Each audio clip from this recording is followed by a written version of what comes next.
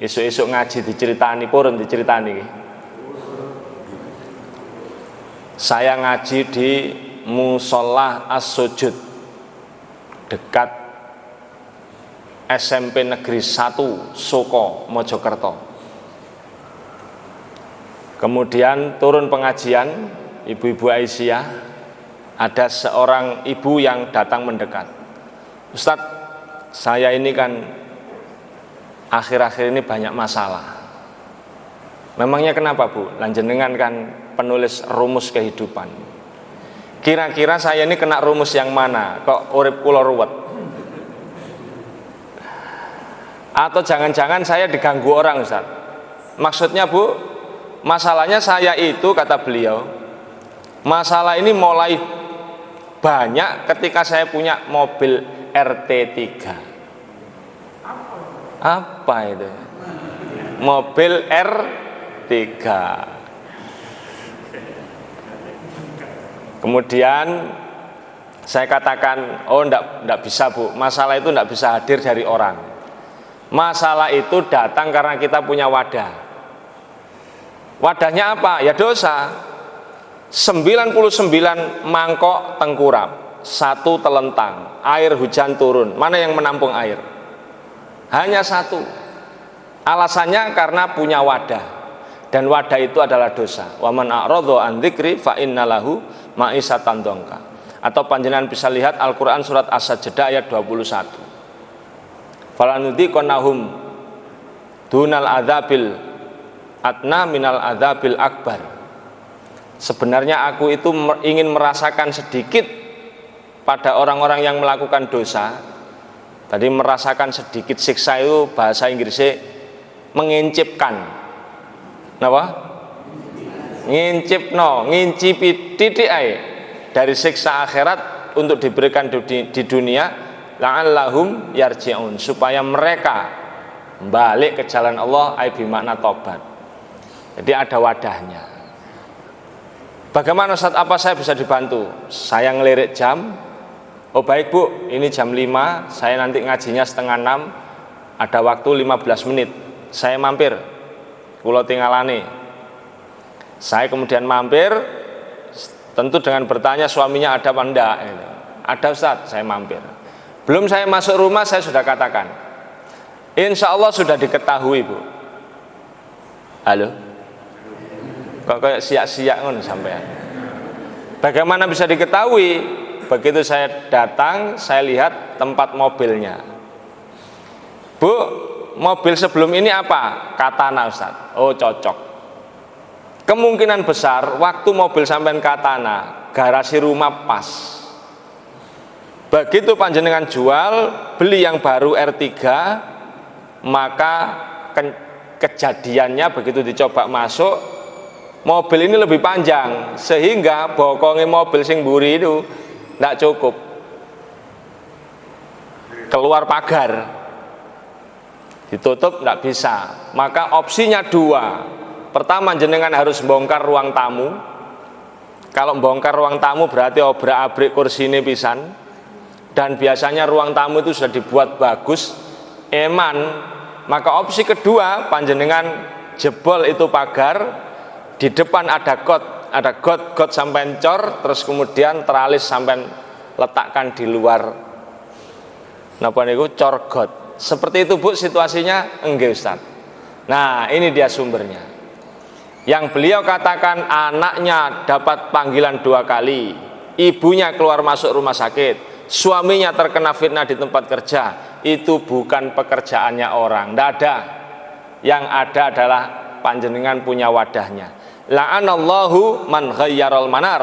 Sesungguhnya Allah melaknati orang-orang yang merubah batas tanah.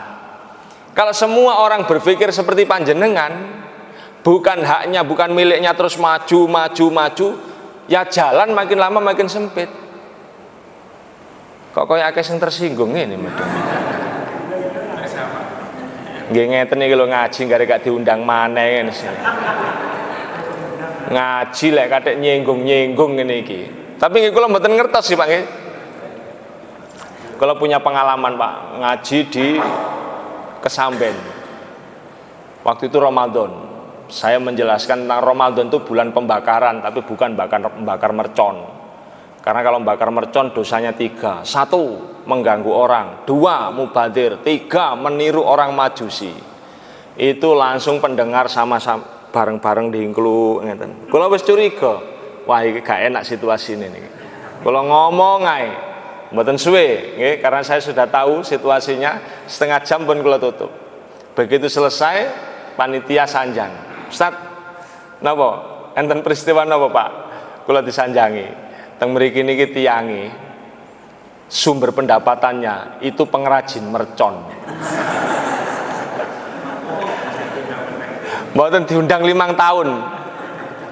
Lalu ada peristiwa gudang dimasuki oleh salah seorang warga sambil rokokan. Lalu gudang itu meledak. Polisi datang, aturan turun. Tidak boleh mercon dibuat oleh home industry. Baru setelah itu saya didatangkan lagi. Jarine wong-wong tibane bener sing Pak Khairi ngomong biyen.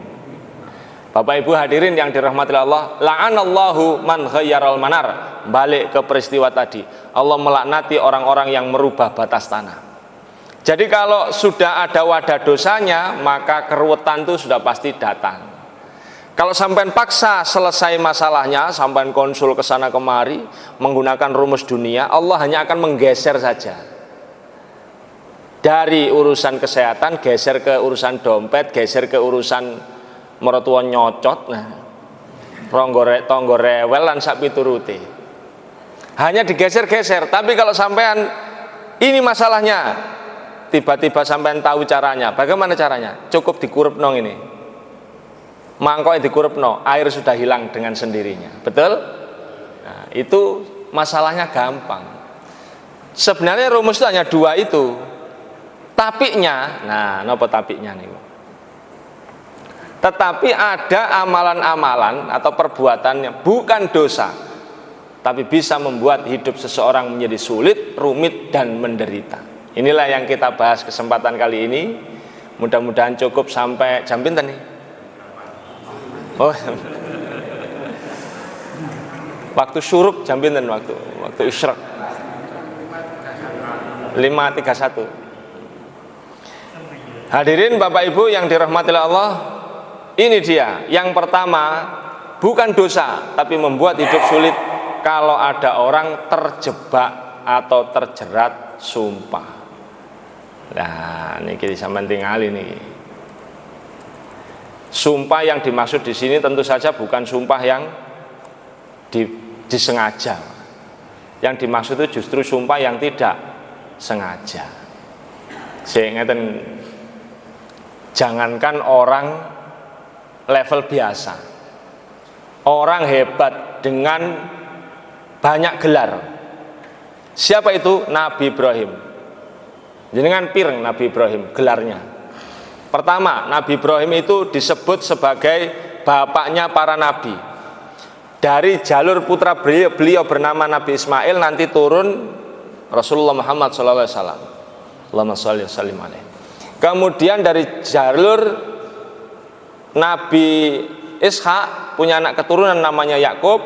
Yakub punya keturunan Bani Israel, dan dari situ turun juga nabi. Nabi Ibrahim disebut bapaknya para nabi. Nabi Ibrahim juga disebut sebagai bapak ketauhidan karena beliau mengobservasi keyakinan, mencari hakikat Tuhan itu seperti apa. Dia lihat sesuatu yang terang, bintang gemintang, mungkin ini Tuhan.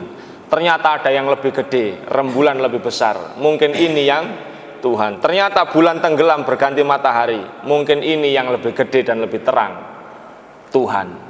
Sampai ketemu hakikat la ilaha illallah. Akhirnya beliau disebut sebagai bapaknya bapak ketauhidan atau monoteisme. Yang ketiga, Nabi Ibrahim itu disebut sebagai imamnya manusia. Wa idzibtala Ibrahim rabbuhu bikalimatin fa'atammahunna qala inni ja'iluka linnasi imaman. Nabi Ibrahim itu disebut sebagai imamnya manusia. Pun pinten niku? 3 nggih. Yang keempat disebut sebagai Khalilullah, kekasih Allah, juga termasuk Rasul Ulul Azmi. Gelar yang berenteng itu Pak, sehebat itu Nabi Ibrahim dalam buku yang ditulis oleh Latif Rusdi, bukunya berjudul Risalah Kurban, disampaikan Nabi Ibrahim sebelum terjadi peristiwa kurban atau peristiwa penyembelihan Nabi Ismail, jauh sebelum itu Nabi Ibrahim sudah pernah sodako 100 ekor kambing, 100 ekor unta. Umatnya bertanya, Nabi Ibrahim jenengan iki lho mpun nabi, mangke lek panjenengan wangsul teng Gusti Allah di akhirat, tempat sampean al-a'la, tinggi, tidak terlampaui manusia biasa. Ngoten mawon panjenengan sedekah cek kathah damel napa? Gampangane wis jelas swarga kok lapo sedekah? Akeh-akeh lah ngoten lah.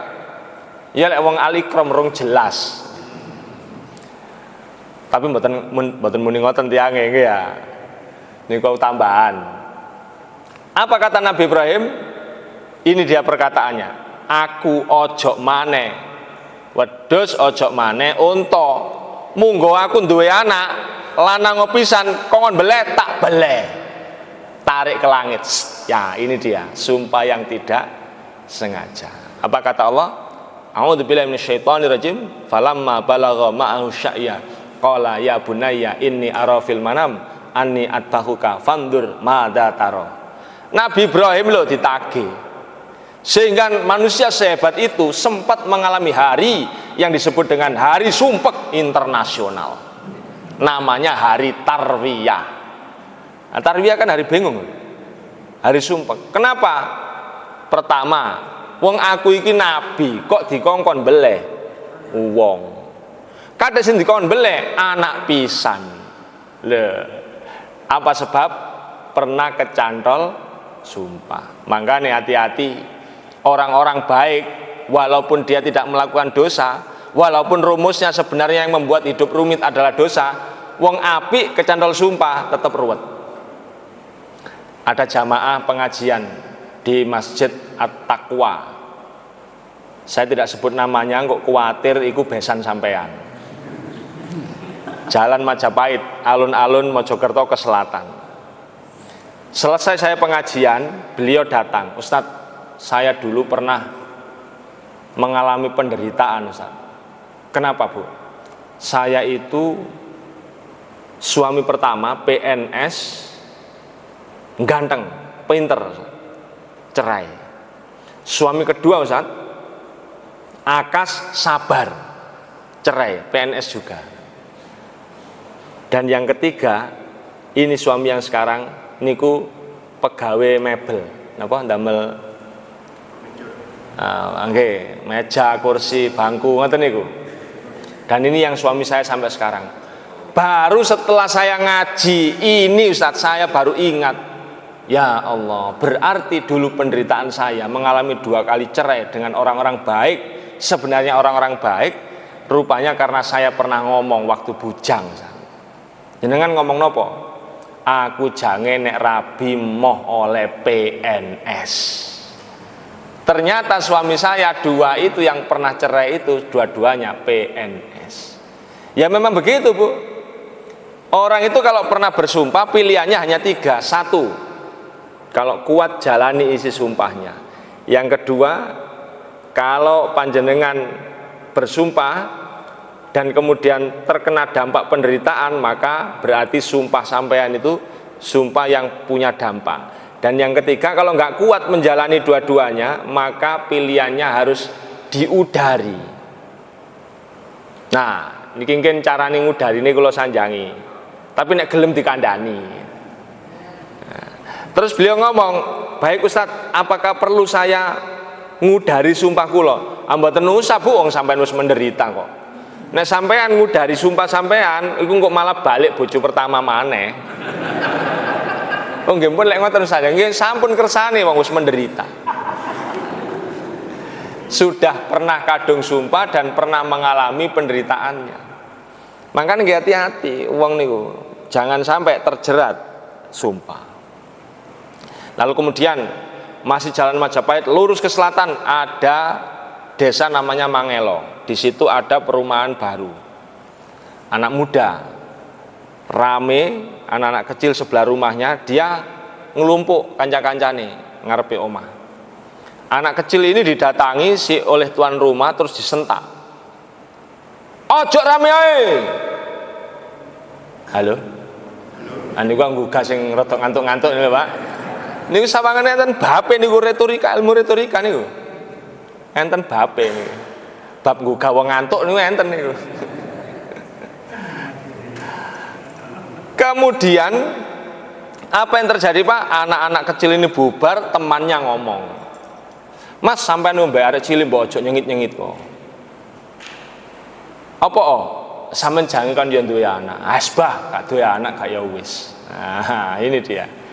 Lalu kemudian hari berganti bulan, bulan berganti tahun, bertahun-tahun dia kemudian menikah. Setelah menikah, dua-duanya dalam kondisi baik, tapi tidak kunjung punya momongan bertahun-tahun.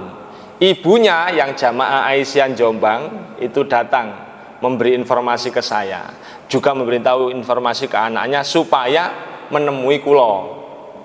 Kulo sanjangi, saya bukan dokter spesialis kandungan, mboten Ustaz barangkali kecantol amalan. Oh nggih, silakan. Begitu saya ketemu, saya kasih tahu ada 5 penghambatnya orang tidak kunjung diberi momongan.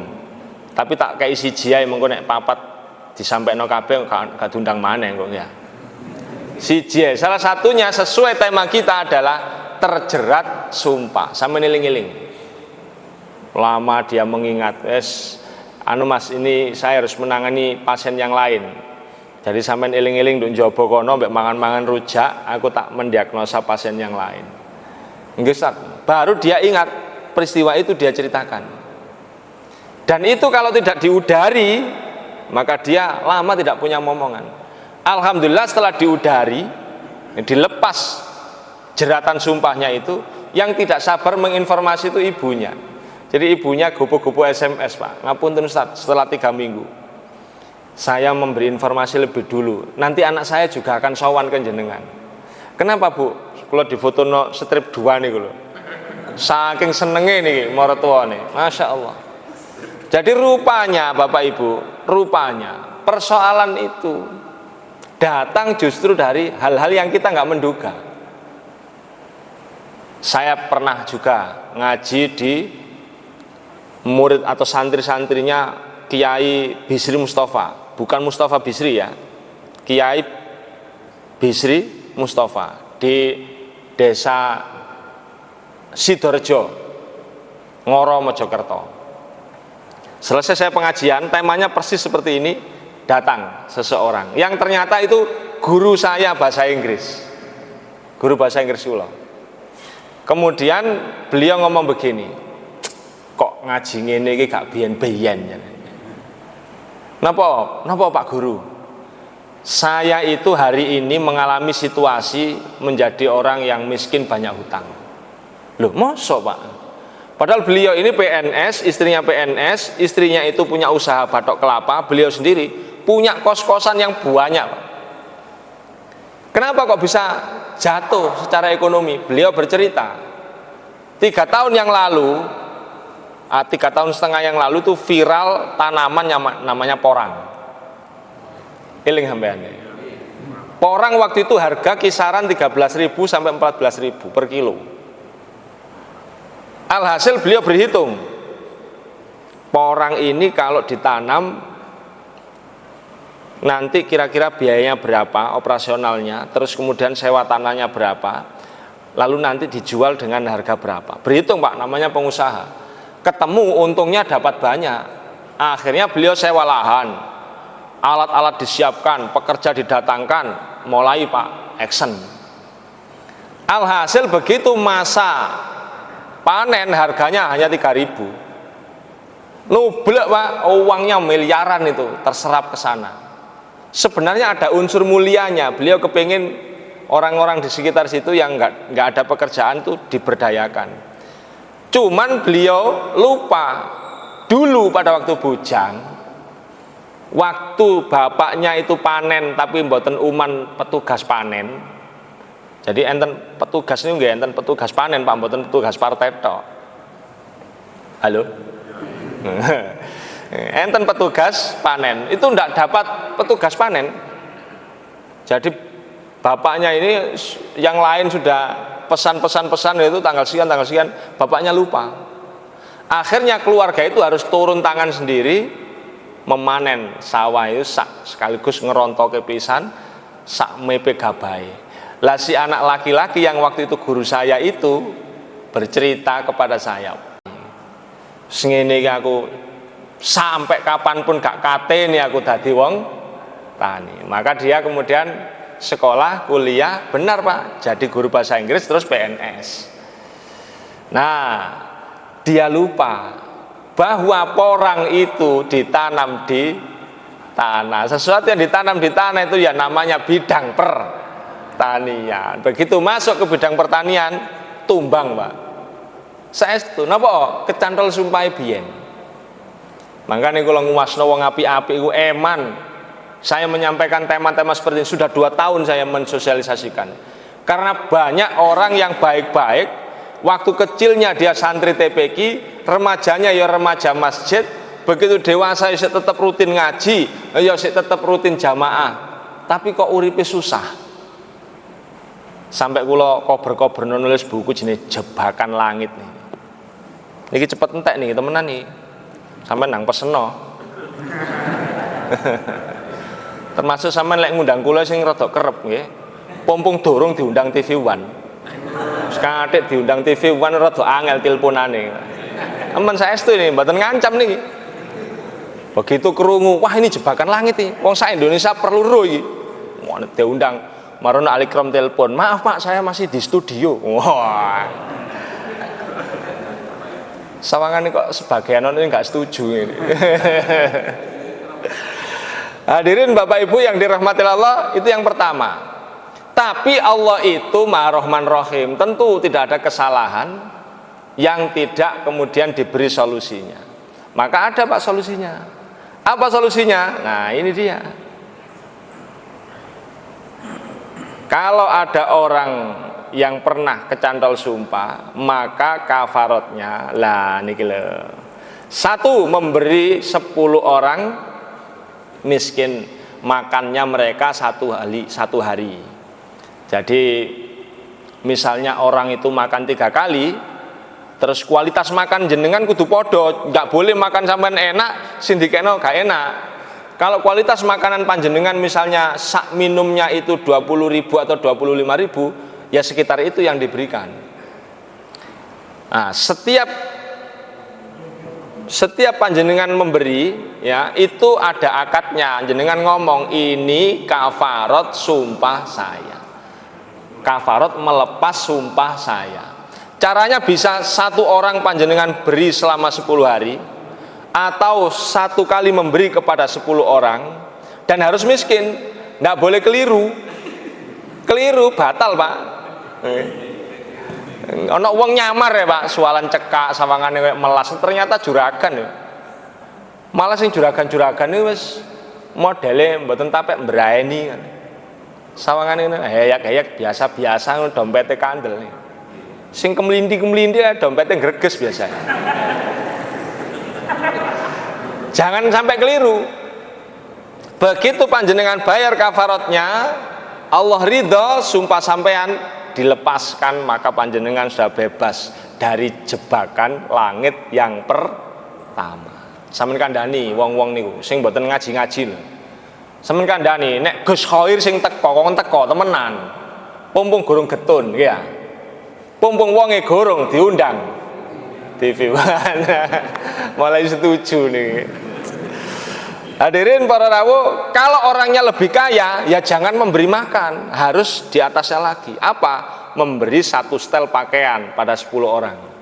Kalau makan kan misalnya 20.000, ketemunya hanya 60.000 1 orang. Kalau 10 orang berarti 600.000. Kalau orang yang lebih kaya, uangnya miliaran ya, memberi itu nggak tedas. Misalnya dia pernah terjebak sumpah, terus dia kaya, memberi makan, komplain, gimana Ustaz? Nggak bener Ustaz. Kenapa Pak? Saya sudah bayar kafarat, tapi saya tetap ruwet di bidang itu. Tinggal kita tanya, pemasukan jenengan berapa 1 bulan? 23 juta. Terus terus sampean milih kafarat yang mana? Memberi makan. Nggih mboten tedas. Itu sama nembak gajah dengan bedil plastik ya. Nggih mboten tedas. Kudu sing cocok. Apa itu? Memberi pakaian. Satu setel. Nah, kalau satu setel misalnya atas bawah dianggapnya 300-an ya, 10 orang kan sudah 3 juta. Kan beda dengan yang tadi. Nah, masalahnya ada orang yang gampang sumpah, Pak. Nih loh. Berapa sumpah yang harus diudari. Dan itu banyak loh, banyak. Jangankan orang-orang awam, Pak. Istri saya itu loh, bayar kafarat sampai tak kandani. Istri saya itu bayar kafarat. Kenapa? Dia pernah kumpul sama teman-temannya. Pas mantun apa besuk ngoten niku omong-omongan. Rupanya ada salah satu yang iring-iring, napa mriki iring-iring. Ngawal manten niku lho. Ngarak manten, rumahnya di dalam, Pak, terus sambatan. Sepawegel aku. Mbak, apa? Mari iring-iring manten niku. Awadoi gelane. Istri saya ngomong begini. Baraan mantu lapo ado-ado ndek ide akeh calon akeh arek sing apik ya. Aku ae jangine mantu gak ado-ado. Saya tidak mendengar peristiwa itu. Kemudian anak saya kan dilamar orang Natuna. Anak perempuan, anak pertama nih dilamar orang Natuna. Terus berceritalah istri saya ini. Loh, yo sampean iki melok kudu bayar kafarat. Jadi bojone penulis jebakan langit itu ya kena jebakan langit. Nggih bayar kafarat. Jadi lidah ini loh, Pak, Masya Allah, hati-hati. Banyak, Pak, orang yang begitu itu. Dan mudah dideteksi. Orang itu kalau urusannya dengan sumpah itu bisa dideteksi. Para rawuh yang dirahmati Allah itu yang pertama. Nah, nek mubeng mrene gak mari-mari nggih. Kalau tambahi ben tambah sakti sampean. Yang kedua, yang bisa membuat hidup seseorang sulit, rumit, menderita, walaupun bukan termasuk dosa, kalau ada orang yang bangun kesiangan. Dalam bahasa Inggris disebut krinan. Dalam bahasa Jerman disebut karipan. Bahasa Sidarjo apa? Bangkong. Orang yang bangun kesiangan itu tidak dosa. Secara fikih Rasulullah pun pernah bangun kesiangan. Dan ketika seseorang bangun kesiangan, lalu dia mempersiapkan diri untuk melakukan sholat, maka sholatnya itu tetap dianggap sholat tepat waktu. Tidak masalah. Tapi nek dilakokno terus-menerus, bangun kesiangan atau karipan krinan niku wau bisa membuat hidupnya sulit. Apa itu? Alasan pertama, orang yang bangun kesiangan oleh setan di lehernya itu di 3 ikatan, Pak, diikatkan di tengkuknya. Dan di setiap ikatan itu dimantrai oleh setan supaya kalau dia sampai bangun, setan mengatakan melalui mantranya yang ada di ikatannya itu, kamu tidur lagi saja, sik bengi engko ae tangine. Halo? Krasa ngoten niku nggih? Itu ikatan setan. Ikatan setan jumlahnya 3, salatsa uqadin, 3 ikatan setan. Dan 3 ikatan setan itu tidak bisa lepas kecuali dengan 3 cara. Dan waktunya terbatas. Sampai kapan? Sampai adzan subuh dikumandangkan. Jika adzan subuh dikumandangkan dan 3 ikatan setan itu belum terlepas, berarti ikatan setan itu menempel terus. Caranya bagaimana? 1, hendaknya dia bangun dari tidur segera berdoa. Alhamdulillahilladzi ahyana ba'dama amatana wa ilaihin. 1 ikatan setan terpotong. Kemudian kalau dia mau berwudu, maka 2 ikatan setan terputus. Kalau kemudian dia melakukan sholat paling sedikit 2 rakaat, sholat malam ini paling sedikit 2 rakaat, maka 3 ikatan setan terputus semua. Sehingga siang harinya, kata Rasulullah, dia menjadi hamba yang bersemangat dan bergembira. Tapi jika tidak, maka dia akan mengalami hari yang sulit, rumit, menderita, malas, tidak punya semangat. Bu, Makanya nek enten tiyang, kalau ada orang hari-harinya diantar sambat ae, metoto ae kan ajer-ajere. Ketok termeno ngai sumpek kae niku gampang diagnosanya. Sampeyan takoni, tangimu jam piro? Ngoten. Lha kok ana wong ngeten lho nggih. Semua orang itu kan innallaha la yujarribu ahadukum bil bala. Semua orang itu sudah ditakar oleh Allah, setiap manusia diberi balaknya masing-masing. Maka tidak layak orang itu memamerkan kesulitannya, karena orang lain juga punya kesulitan yang setara, hanya jenisnya saja yang berbeda. Tapi yang lain kuat karena banyak pertolongan dari Allah. Kenapa dirinya nggak kuat? Sampai ato-ato, kelopo-kelopo, ya opa ya opo. Kelopo ya opa ten. Piak-piak. Ya apa urip kok ngene. Lah nek enten tiyang kok ngono, bolak-balik sambat ketemu mulai zaman koleko sampai saiki kok diantar sambat ae. Pertanyaannya, tangimu jam piro? Ngoten mawon. Gampang nih. Tapi nek tiyang melok berangkat subuh ngeten mesti tangine sadurunge subuh. Insya Allah. Wong-wong lho sampean kandhani, sing tangine kawanan-kawanan iki. Percuma duweke akeh sumpek. Bagi Allah mudah meminjam mulut orang untuk menganiaya dia dengan kata-kata yang menyakitkan.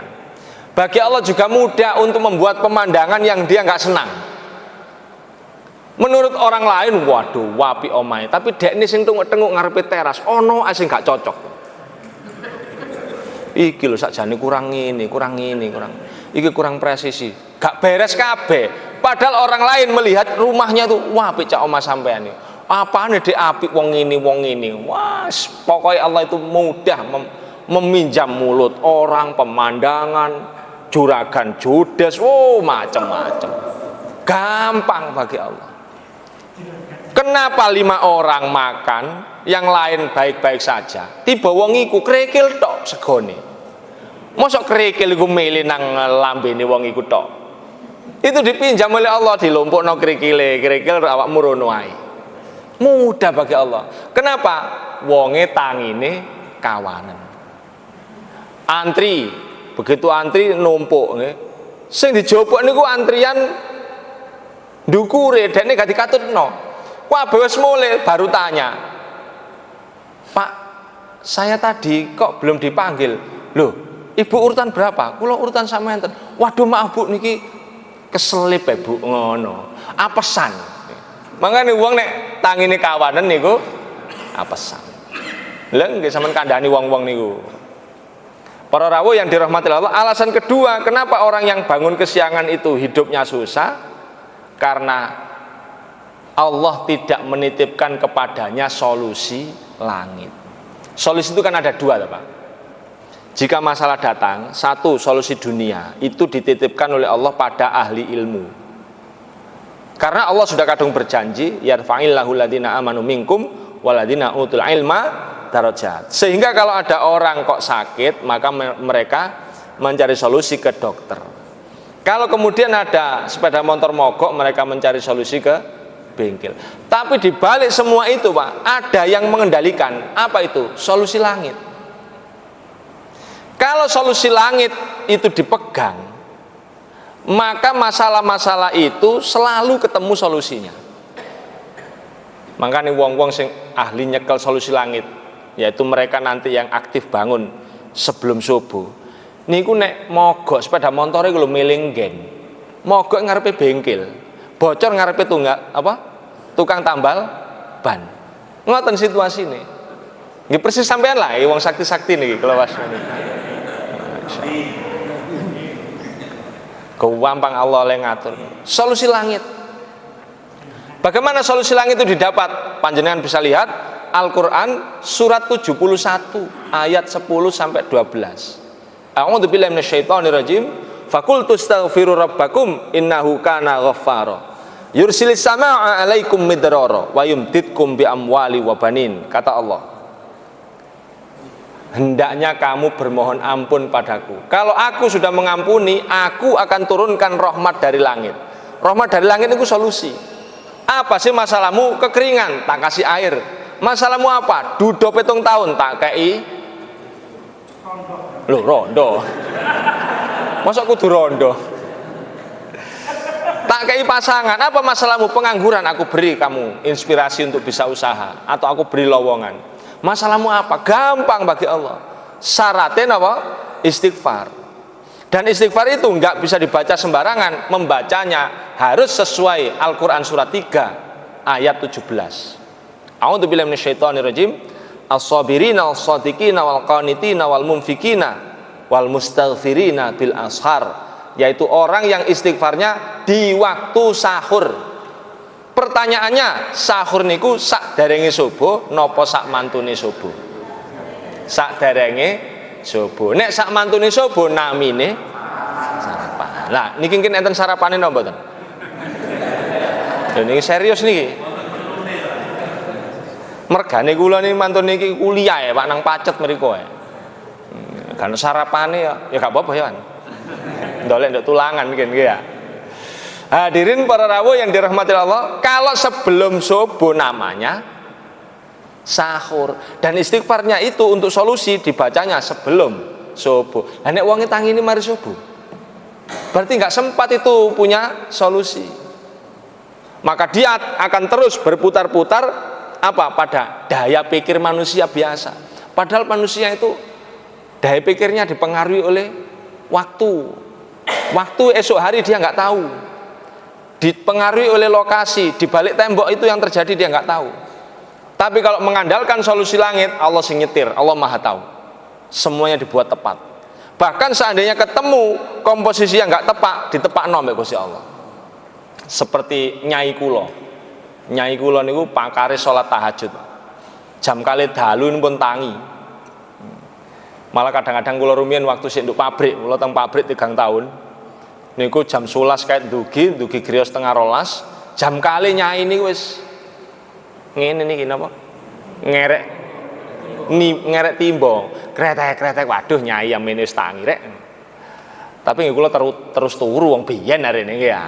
Durung sakti arene. Terus turu engko ae dek subuh. Nyai pun tangi jam kali niku. Terus anake sugih-sugih tapi mboten purun, ndamel petekan sanyo niku. Alasane napa? Awak iki cek obah. Awak iki dikai otot, kai belung ceke obah. Wong lek gak obah matian. Ngoten jarene. Mangkane mboten purun nyapu nggih nyapu manual, ngerek nggih ngerek manual. Jam kali pun tangi. Suatu saat beliau itu sakit kepala, ngap. Datang ke toko jamu. Yang jualan sedang tidak di rumah, sing nunggu iya arek cilik. Nyai kula gak iso maca, sing nunggu gak iso maca. Akhirnya beli jamu berdasarkan gambar lah ngoten. Niki lho Mbah, sampean pilih ki ambek ditingali, bahan ditingali. Biasanya warna ijo ya ngene iki ya, Nduk. Ngene iku panjenengan pondot, Mbah. Mungkin bayare kali ibu. Oh, nggih. Oh, akhirnya dipondot, gunting, diseduh, diminum, sakit kepala, sembuh. Begitu sore hari bayar. Sri, aku mang njupuk jamu iki lho wernane. Diwaca lah sing duwe lak saged maca. Lho, kok jamu ngene tangleti. Sampeyan lara apa, Mbah? Aduh, siraku ngawelu. Terus yen apa saiki? Ya, waras alhamdulillah. Mari tak ombe diluk wis enak. Temen Mbak? Iya temen. Apa sih? Iki lho sing sampeyan ombe lho Mbak, jamu telat datang bulan. Sampe umur 84 lapo ngombe jamu telat datang bulan. Tapi wong sing ngatur Gusti Allah, sakarepe Gusti Allah. Komposisine gak tepak ya ditepak-tepakno wong Allah. Sakarepe nggih ya. Masih keliru lho tetep bener. Solusi langit ngoten niku. Masih keliru tetep bener. Bapak Ibu hadirin yang dirahmati Allah, itu yang kedua lah, orang yang bangunnya selalu melewati subuh pasti nggak sakti dia, pasti rumit, wong nggak pegang solusi langit ya, keliru dia sakit. Yang dia temui kata orang ada itu yang ahli, profesor, dokter, oke datangi. Ternyata profesornya pas lagi mboten fokus ngresepe sing keliru. Profesore pinter, ngresepe keliru. Atau ngresepnya bener tapi sing maca sing keliru. Bisa itu.